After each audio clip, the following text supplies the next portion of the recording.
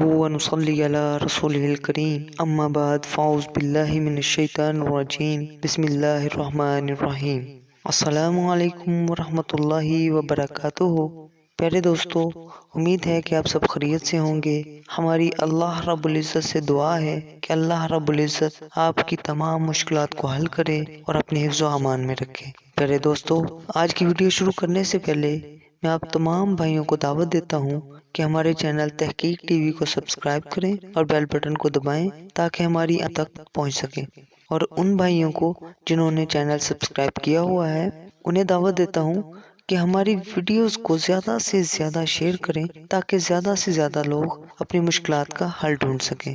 پیارے دوستو، ہر انسان کو مشکلات درپیش ہوتی ہیں۔ آج جو ہم وظیفہ لے کے آئے ہیں وہ تمام قسم کی حاجتیں، تمام مشکلات اور تمام ضروریات کو پورا کرنے کے لیے ہے، اور اس وظیفے کو آپ نے کامل یقین اور مکمل بھروسے سے کرنا ہے تاکہ آپ کو آپ کی جو مشکلات ہیں ان کا حل جلد مل سکے۔ وظیفے کی طرف آنے سے پہلے میں حضرت امام شادی رحمہ اللہ کا ایک واقعہ بیان کرنا چاہتا ہوں۔ آپ جیسا جانتے ہیں کہ امام شادی رحمہ اللہ کی ہستی کتنی نیک، اللہ رب العزت کو تلاش کرنے والی اور اللہ رب العزت کی مخلوق سے محبت کرنے والی تھی۔ امام شادی رحمہ اللہ نے مسلسل 60 سال تک اللہ رب العزت کی تلاش میں آنسو بہائے۔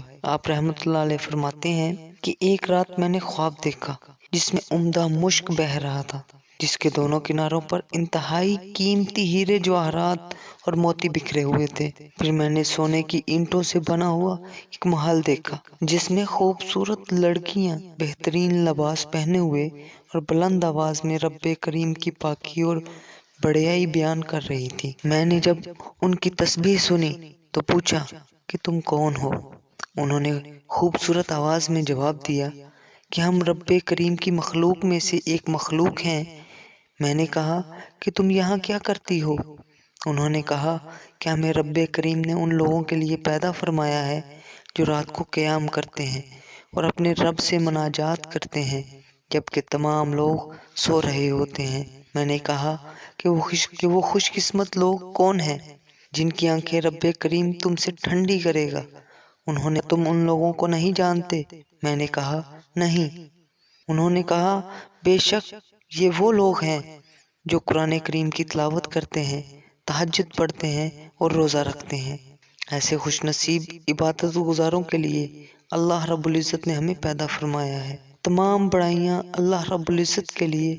پیارے دوستو، کتنے خوش قسمت ہیں وہ لوگ جو اس بھولی ہوئی دنیا میں بھی اللہ کو یاد رکھتے ہیں، اللہ کو اس کے پسندیدہ وقت میں یاد کرتے ہیں، عبادات کرتے ہیں، اللہ سے اپنی مشکلات کے لیے دعا کرتے ہیں۔ پیارے دوستو، یہ وہ لوگ ہوتے ہیں جو ہر مشکل میں اللہ کو یاد کرتے ہیں، ہر خوشی میں اللہ رب العزت کی بڑائی بیان کرتے ہیں اور الحمدللہ کہتے ہیں۔ اس کے ساتھ ہی آپ لوگوں کے لیے ایک حدیث مبارکہ پیش کرتا ہوں۔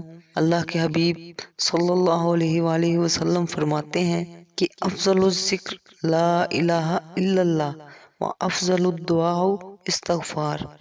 ترجمہ: سب سے بہترین جو ذکر ہے وہ اللہ رب العزت کو یاد کرنا ہے، لا الہ الا اللہ ہے، اور سب سے بہترین دعا اللہ رب العزت سے معافی مانگنا ہے، استغفار کرنا ہے۔ پیارے دوستو، اب ہم اپنے وظیفے کی طرف آتے ہیں۔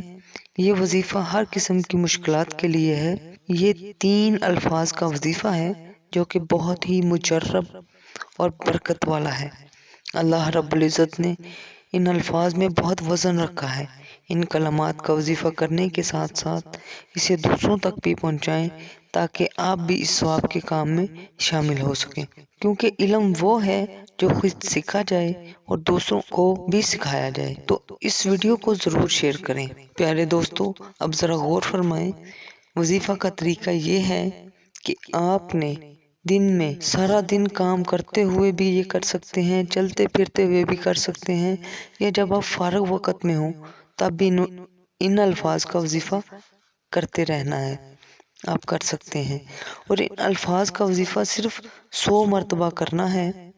یہ وظیفہ آپ نے صرف 7 دن کرنا، اول اور آخر 11 مرتبہ درود ابراہیمی پڑھنا ہے۔ وظیفہ کے الفاظ یہ ہیں: حامیم لا ینصرون، حامیم ला युनसरून। वजीफा के अल्फाज ये हैं हा मीम ला युनसरून। ये वजीफा करने से आपकी मुश्किल से मुश्किल हाजत जो है वो हल हो जाएगी। वजीफा का तरीका आपको दोबारा बता देता हूँ। वजीफा करने से पहले आपने 11 मरतबा दुरूद इब्राहिमी पढ़ना है। फिर आपने हा मीम ला युनसरून का वजीफा 100 मरतबा करना है। उसके बाद आपने 11 मरतबा फिर से दरूद इब्राहिमी पढ़ना है। इस तरह आपका वजीफा मुकम्मल होगा और इस वजीफा को आपने 7 दिन करना है। ये वजीफा बहुत ही मुजर्रब है। इसके साथ ही इजाज़त चाहता हूँ। अल्लाह हाफिज़। अस्सलामु अलैकुम वरहमतुल्लाहि वबरकातुहू।